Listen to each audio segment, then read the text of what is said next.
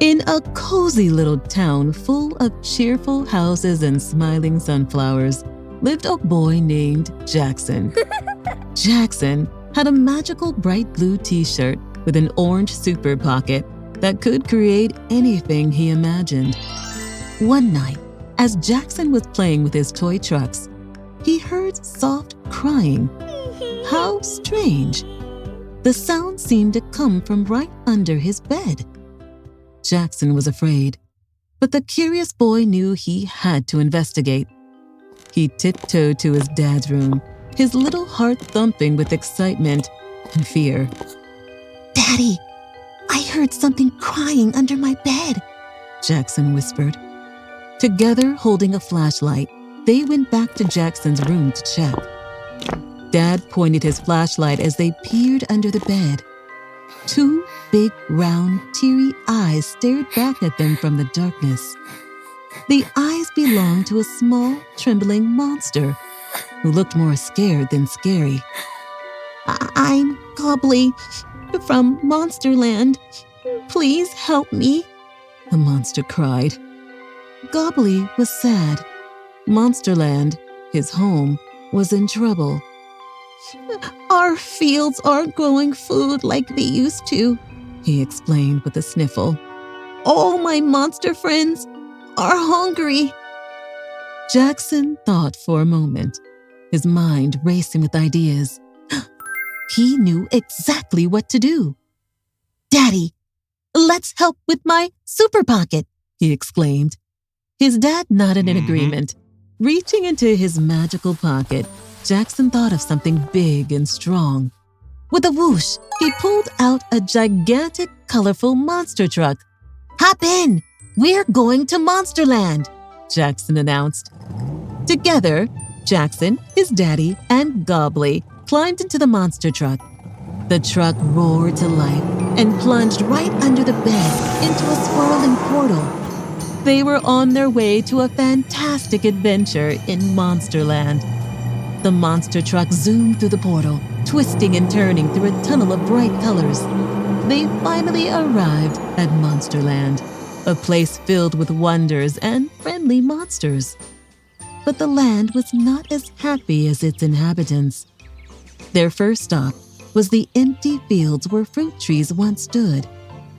"We had to cut them down to build more houses," Gobbly explained sadly. "Now, we don't have enough fruits." Jackson reached into his super pocket, thinking of lush, fruit-bearing trees. He pulled out a handful of tiny, shimmering seeds. "Let's plant these magic seeds," he said with a smile. They planted the seeds in the yards of all the houses, and to everyone's amazement, the seeds sprouted instantly. Tall trees laden with colorful fruits grew before their eyes. The monsters cheered at the sight of the new fruit trees. Next, they discovered the beehives had been destroyed.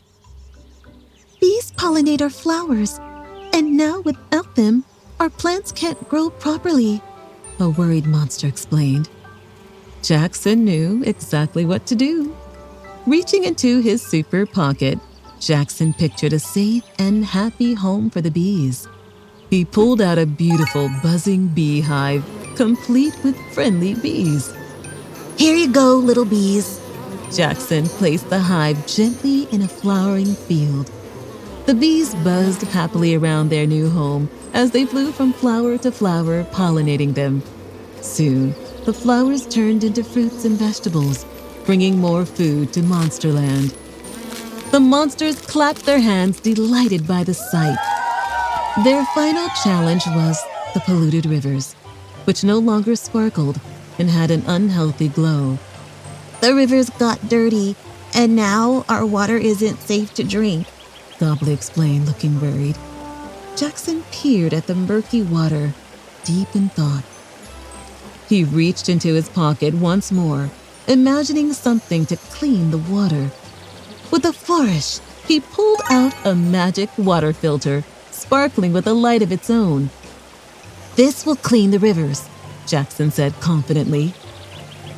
Jackson and his dad, along with some helpful monsters, placed the filter into the river.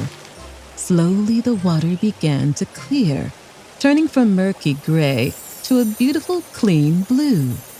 The fish and plants in the river came back to life, dancing in the clean water. The monsters of Monsterland gathered around, their faces beaming with joy and gratitude. "Thank you, Jaxon, for saving our land," they said in unison. Gobbly gave Jaxon a big, warm hug. With the land restored, the monsters prepared a grand feast to celebrate. They ate delicious fruits from the new trees and drank fresh water from the clean rivers. Jaxon and his dad joined in, laughing and sharing stories with their new friends. As the sun set over Monsterland, painting the sky with brilliant colors, Jaxon felt a warm feeling of pride. He had helped save a whole world with his super pocket. "It's time to go home," Jaxon's dad said after the feast. Saying goodbye was hard, but Jaxon knew he would always remember his adventure in Monsterland. Gobbly waved them off as they climbed back into their monster truck. "You're always welcome in Monsterland," Gobbly shouted. Back in his room, Jaxon looked at his magical t-shirt with a wide grin. He knew that as long as he had his super pocket, there would be more adventures waiting for him. He tucked himself into bed, his mind already racing with new possibilities. That night, Jaxon fell asleep dreaming of faraway places and magical adventures. He knew that wherever he went, he could make a difference. And so, with dreams of future adventures, Jaxon drifted off to sleep, a smile on his face.